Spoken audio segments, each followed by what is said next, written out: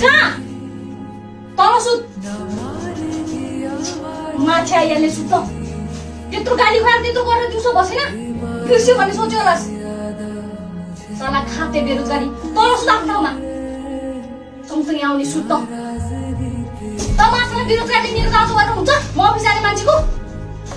1 रुपियाँ कमाएर ल्याउनु छैन त्यही पनि आउँदै मेरो सँगसँगै दाजु राख्छ यहाँ सुत ल साला खाते मान्छेलाई कमाएर ल्याउनु कति गाह्रो हुन्छ त्यही पनि टाइममा खाना पकाएर घिटाउन नसक्ने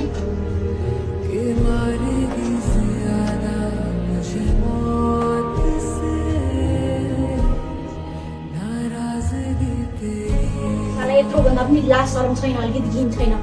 गएर 1-2 पैसा कमाउनु नि 100 रुपियाँ कमाउनु नि कमाएर ल्याएको साला घरमा ल्याएको रासन पानी पनि ठिक समयमा पकाएर खुवाउन नसक्ने साला